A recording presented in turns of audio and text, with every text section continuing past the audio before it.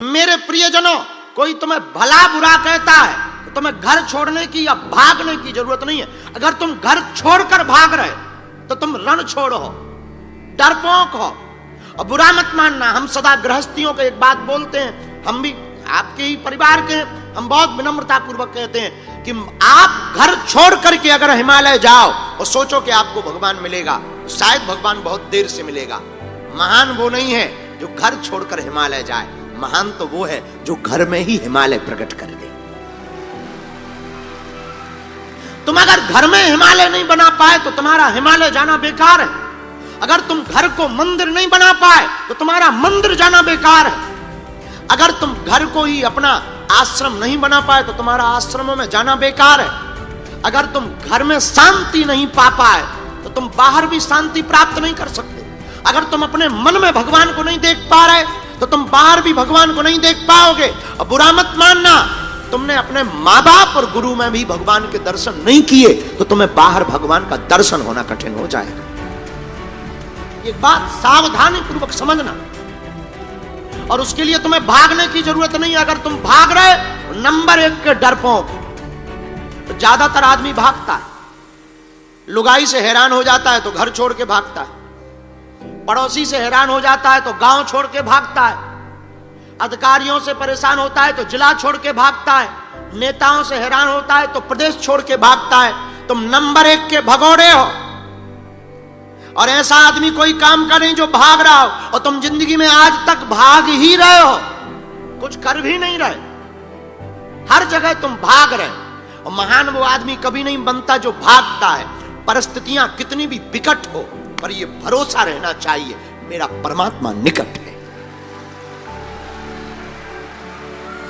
हमने माना कि मेरी स्थितियां और परिस्थितियां विकट हैं पर मैं मुस्कुरा रहा हूं क्योंकि मेरा हनुमान मेरे निकट है। और तुम भगवान के पास जाकर यह प्रार्थना मत करो कि मैं विकट परिस्थितियों में हूं, मेरे पास बहुत परिस्थितियां विकट हैं। तुम परिस्थितियों के पास जाकर कहो मैं हनुमान के निकट हूं। आने दो, स्वागत करो परिस्थितियों का, मुस्कुराओ। कोई तुम्हें गाली बक रहा है और उसको चिढ़ाओ। हमारी एक आदत है, कोई हमसे जलता है हम अपना और जलवा बरकरार रखते। बाहर में गया, अगर कोई जल ही रहा है तो जलने दो। उसकी जलन को बनाए रखने के लिए अगर हमें खर्चा भी करना पड़े तो हम खर्चा करते हैं। बाहर में हमारे गांव के बगल में एक बहुत पुरानी बात है, एक गांव के बगल में एक रहते थे हमारी टाइप के, बड़ा जलते थे हमसे।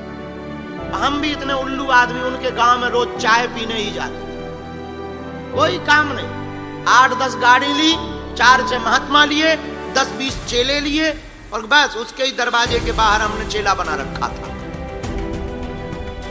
हमारे घर आओ, लेकिन हम अक्सर उसके ही सामने वाले घर में जाते थे कि नहीं, हमको तो इसी के साथ एक ही घर जाना है। तो अगर कोई तुम्हें गाली बक रहा है तो परेशान मत हो, मेरे पागलो, एक सूत्र और तुम घर लेकर के जाना, शायद संगम से तुम कुछ लेकर के जाओगे। अगर तुम्हें कोई गाली बक रहा है तो तुम परेशान मत हो। अच्छा एक बात बताओ, तुम्हें कुत्ता काट ले तो क्या तुम कुत्ते को काटोगे? तुम्हें कुत्ता ने काट लिया, तुम इंजेक्शन लगवाओ भैया, उस गली में दोबारा मत जाना। अब तुम कुत्ता को काट तो सकते नहीं हो।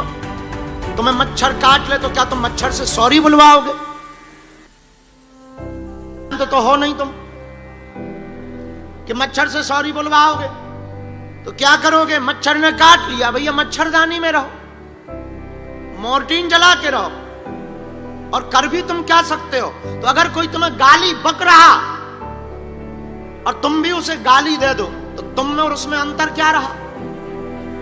कोई तुम्हें भला बुरा कह रहा और तुम भी भला बुरा कह दो तो तुम में और उसमें अंतर क्या रहा? कोई तुम्हें गाली बक रहा और तुम्हारे मुस्कुराहट चेहरे पर हो और तुम धीरे से कह दो सेम टू यू। ये जीवन जीना है, इसको जिंदगी कहते हैं। आदमी गाली क्यों देता है? तुम्हें गुस्सा दिलाने के लिए, और तुम्हें गुस्सा आए ना उसका प्रोग्राम फेल है। आदमी गाली किस लिए देता है? तुमको परेशान करने के लिए। और तुम परेशान ना हो, मुस्कुराहट बरकरार रखो। देखो आदमी का दिमाग खराब हो जाएगा कि यार कितना विचित्र आदमी। हमारे साथ में एक रहते थे, खूब कई बार नाराज हो जाते थे, वो नाराज होते थे, हम मुस्कुराते थे।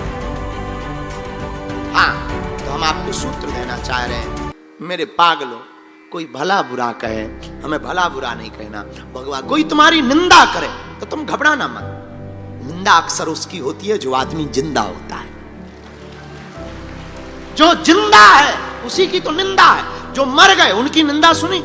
याद रखना, मरने के बाद सिर्फ गुणों पर चर्चा होती है और जिंदा में गुण और अवगुण दोनों पर चर्चा होती है। विवेकानंद जी का शरीर नहीं है, अब केवल गुणों पर चर्चा हो रही, लेकिन जब तक जिंदा रहे लोग न जाने क्या क्या कहते रहे। निवेदिता के नाम से न जाने मां निवेदिता के नाम से क्या कहते रहे। लोगों का काम कहना है, साहब ये कहेंगे, ये चुप बैठते ही नहीं है लोग, और तुम इनके चक्कर में अपना समय बर्बाद करो, माथा खराब करो, दिमाग खराब करो। कोई तुम्हें गाली बके, तुम्हारी सासू मां गाली बकती है, तुम भी गाली बक देते, तुम भी ऐसी वाली बहू बन जाते हो, एकदम फायर बिगड़ खतरनाक। सासू मां गाली दे, तुम करोगी क्या?